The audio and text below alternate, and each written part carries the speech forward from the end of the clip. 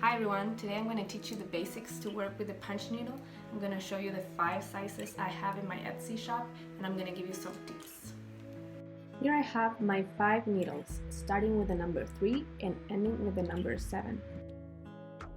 For all the needles, you're going to be able to use the monk cloth.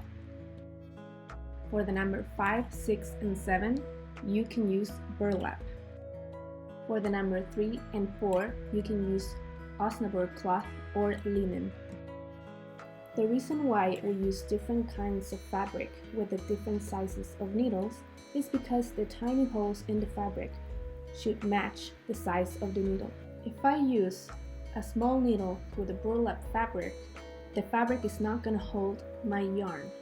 And if I do it backwards, the fabric will tear. The first step to start punching is to thread my needle. For this, I'm going to take my threader and I'm going to insert it in the tube. Then, I'm going to take my yarn and I'm going to put it in the threader.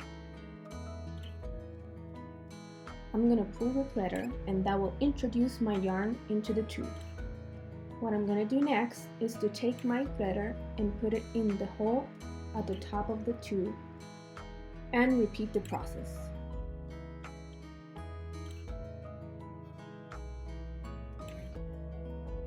Now, my needle is ready to start punching. Make sure that the start of the yarn is at the top of the needle and the rest of the yarn is in the back. The first thing I have to do to start punching is to push my needle through the fabric all the way to the handle. The face that I'm going to use to punch is going to be the back of my piece.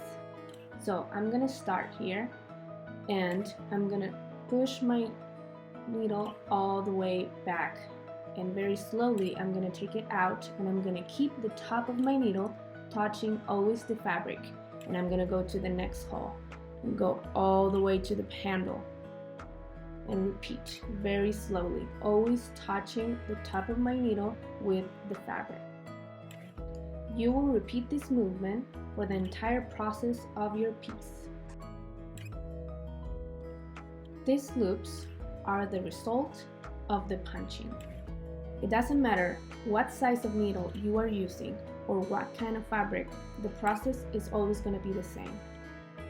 One advice that I can give you to know what kind of yarn is the right one for your needle is to see how easy it runs through the tube. Here I have a number 5 and this is a number 6. Both are using a yarn that is for the number 6. So the first thing is to thread the needle with the yarn you want to use, and then you're gonna see how easy it runs through the tube. This one, as you can see, runs very easy, very smooth. There is no resistance. This is a very good sign. We always want our yarn to run very smooth. Now with the number 5, we're going to repeat the process and see how easy it runs. As you can see, I have resistance from the yarn. It's not running very easy. If we have this kind of resistance, the yarn is not going to stay in our fabric. So remember, you always want your yarn to run easy and smooth. If when you're punching you experience the next problem, it might be that the yarn that you're using is too thick for the needle, or that the yarn got stuck somewhere. As you can see, it's very easy to work with the punch needle. If you want to learn more, you can become a Patreon and have access to all my videos and tutorials about punch needle. And if you're interested in getting some of these beauties, you can go to my Etsy shop. I hope to see you in my next tutorial.